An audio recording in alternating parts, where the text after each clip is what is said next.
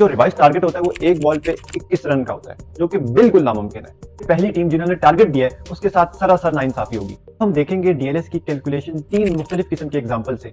DLS method ऐसा बनाया गया है कि चेजिंग टीम के लिए जो रिवाइज टारगेट है वो इतना ही मुश्किल हो जितना कि ओरिजिनल टारगेट अगर वो पूरे 50 ओवर्स खेलते। अस्सलाम वालेकुम। 1992 का सेमीफाइनल चल रहा था। इंग्लैंड और साउथ अफ्रीका का मैच था। इंग्लैंड ने पहले बैटिंग करते हुए 252 रन 6 विकेटों के नुकसान पे बनाए। साउथ अफ्रीका अपनी बैटिंग स्टार्ट करता है तो आखिर में 13 बॉलों पे 22 रन रह जाते हैं, जबकि उनके पास 4 विकेटें रह जाती हैं। अचानक मैच में बारिश की एंट्री हो जाती है। मैच में 12 मिनट का डिले आता है। 12 मिनट के बाद जब दोनों टीमें ग्राउंड में आती हैं तो उस वक्त जो रिवाइज टारगेट होता है वो एक बॉल पे 21 रन का होता है, जो कि बिल्कुल नामुमकिन है। आखिरी बॉल पे साउथ अफ्रीकन बैट्समैन आते हैं और सिंगल ले लेते हैं और साउथ अफ्रीका जो है वो मैच 19 रन से हार जाता है। स्टैटिस्टिशियन फ्रैंक डकवर्थ कहते हैं कि उस टाइम मैं रेडियो पे मार्टिन जेनकिंस की कमेंट्री सुन रहा था जो कह रहे थे surely someone somewhere could come with something better. और उस वक्त मुझे रियलाइज हुआ कि इस मसले को कोई क्रिकेटर नहीं बल्कि एक मैथमेटिशियन ही हल कर सकता है। अगर आज का डीएलएस मेथड 1992 सेमीफाइनल में होता तो साउथ अफ्रीका को एक बॉल पे 4 रन दरकार होते मैच ड्रॉ करने के लिए और 5 रन दरकार होते मैच जीतने के लिए, जो कि बिल्कुल पॉसिबल है। डकवर्थ ने अपने एक साथी टोनी लेविस जो कि स्टैटिस्टिशियन थे उनको अपने साथ मिलाया और डीएल मेथड को बनाने के लिए काम स्टार्ट कर दिया। 1997 में इन दोनों का ये मॉडल पूरा हो जाता है और वो इसे नाम देते हैं डकवर्थ लुइस मेथड। आईसीसी जो है इस मेथड को अपनाता है 1999 में। इस मॉडल को अपनाने से पहले जो आईसीसी जो 2 मॉडल्स यूज करता था उसमें से एक मोस्ट प्रोडक्टिव आवर्स और दूसरा एवरेज रन रेट का मॉडल था।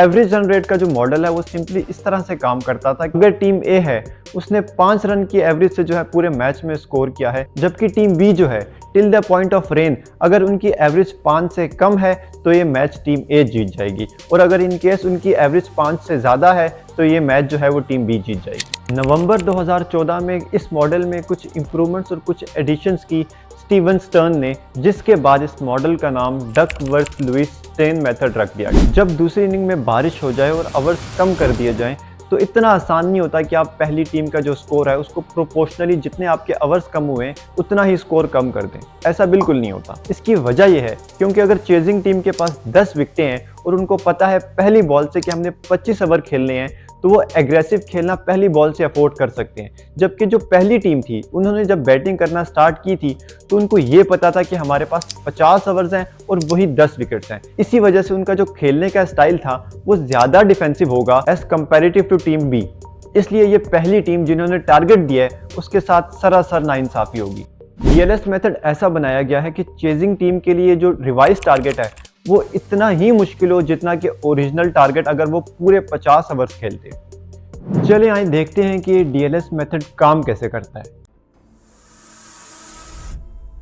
डीएलएस मेथड जो है वो रिसोर्सेज के बेस पे काम करता है, क्योंकि एक टीम के पास 2 किस्म की मैक्सिमम रिसोर्सेज हो सकती हैं, विकेट्स और टोटल ओवर्स। अब रिसोर्सेज के लिए डिफरेंट पॉसिबल कॉम्बिनेशंस हो सकते हैं। पहला कॉम्बिनेशन अगर आप देखें तो 50 ओवर्स रहते हैं, 10 विकेटें रहती हैं। आप दूसरा कॉम्बिनेशन देखें तो 5 विकेटें रहती हैं, 45 ओवर्स रहते हैं। तीसरा कॉम्बिनेशन देखें तो 30 ओवर्स रहते हैं, 4 विकेटें रहती हैं। इस तरह मल्टीपल कॉम्बिनेशंस हो सकती हैं। हर कॉम्बिनेशन के लिए इस फॉर्मूले के थ्रू जो आपको स्क्रीन पे नज़र आ रहा है इससे वैल्यू निकाली जाती है और वो टेबल में डाली जाती है। इस फॉर्मूले को ज़्यादा डिटेल में डिस्कस करने की ज़रूरत नहीं है इस वीडियो में, क्योंकि ऐसा लगेगा कि हम मैथ्स या स्टैट्स की क्लास में बैठे हुए। जब एक वनडे में एक टीम बैटिंग के लिए आती है तो उसके पास 2 ही चीज़ें होती हैं, पूरी 10 विकेटें और पूरे 50 ओवर्स खेलने के लिए। जब तमाम कॉम्बिनेशंस के लिए वैल्यूज निकल जाती हैं इस फॉर्मूले के थ्रू तो एक इस तरह का टेबल बन जाता है। यहाँ पे मैं आपको बताता चलूँ कि डीएलएस टेबल जो है उसके 2 एडिशन हैं, एक स्टैंडर्ड एडिशन और दूसरा प्रोफेशनल एडिशन। अब इसमें फ़र्क क्या है?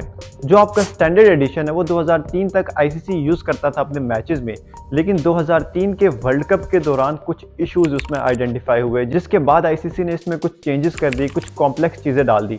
ये जो स्टैंडर्ड एडिशन है आजकल ये डोमेस्टिक मैचेस जो होते हैं और लोकल क्लब्स के मैचेस जो होते हैं जहाँ पे हमारे पास इतना पास्ट रिकॉर्ड नहीं होता टीम्स का, वहाँ पे यूज़ होते हैं बारिश के केस में।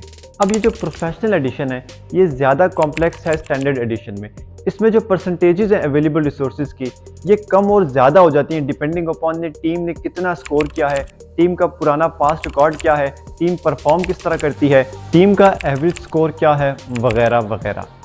क्योंकि ये तमाम डाटा कंप्यूटर के पास अवेलेबल होता है, इस वजह से जो है कंप्यूटर में जो एल्गोरिथम फीड किया होता है उसके थ्रू जो है कंप्यूटर आजकल के जो मैचेस होते हैं उसमें हमें पार स्कोर और टारगेट स्कोर कैलकुलेट करके देता है अगर मैच में जो है वो रेन इंटरफेयर करती है। एक्सपर्ट्स कहते हैं कि स्टैंडर्ड एडिशन और प्रोफेशनल एडिशन में जो फ़र्क है वो बहुत माइनर है। इसी वजह से अगर हम स्टैंडर्ड एडिशन को अच्छे से समझ लें तो ऐसे ही होगा जैसे हमने प्रोफेशनल एडिशन जो है वो समझ लिया।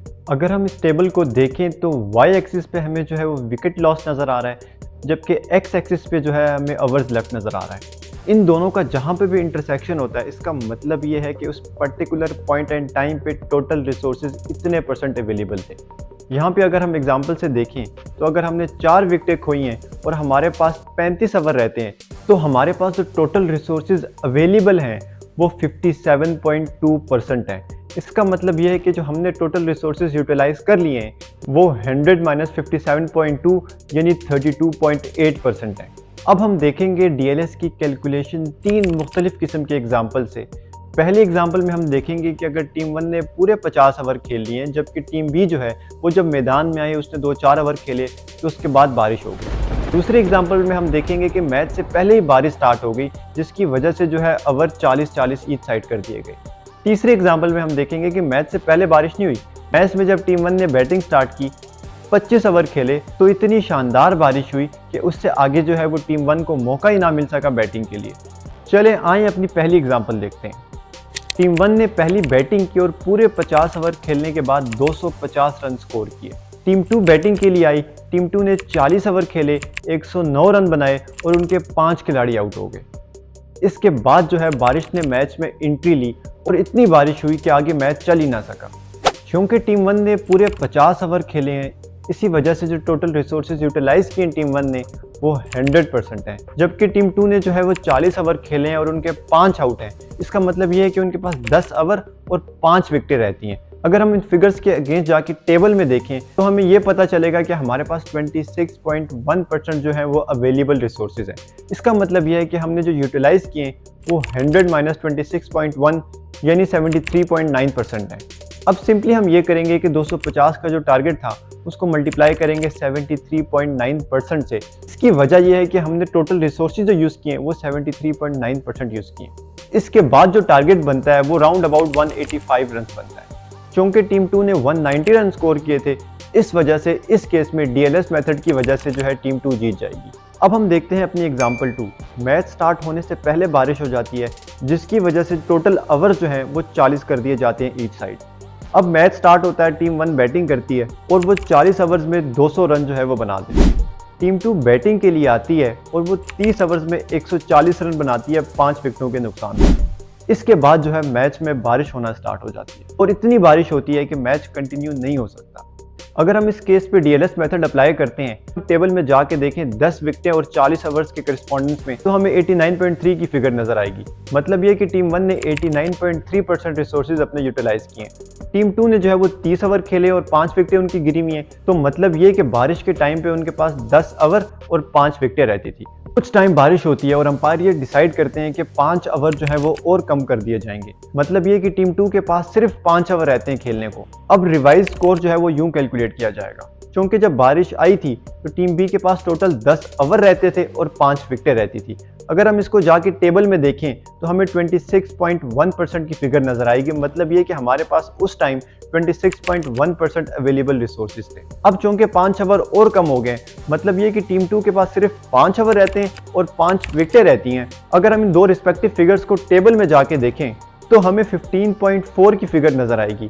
यानी 5 ओवर कम करने के बाद जो टीम 2 के पास टोटल रिसोर्सेज रहते हैं वो 15.4% हैं। अब अगर हम फिगर कैलकुलेट करना चाहें कि टीम 2 ने बारिश की वजह से कितने रिसोर्सेज लॉस्ट किए तो वो 26.1 यानी वो रिसोर्सेज जो बारिश के टाइम टीम 2 के पास थे माइनस वो रिसोर्सेज जो बारिश के बाद टीम 2 के पास थे।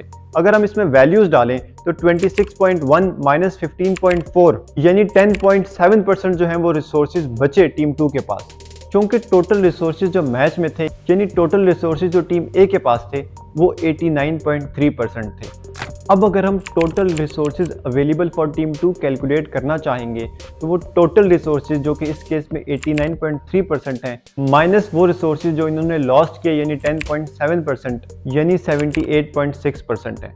क्योंकि इनके पास टोटल रिसोर्सेज 78.6% है, इसी वजह से जो पार स्कोर आएगा वो टोटल स्कोर टीम ए का यानी 200 इंटू 78.6 यानी 176 आएगा, और 177 जो होगा वो टारगेट होगा टीम 2 के लिए।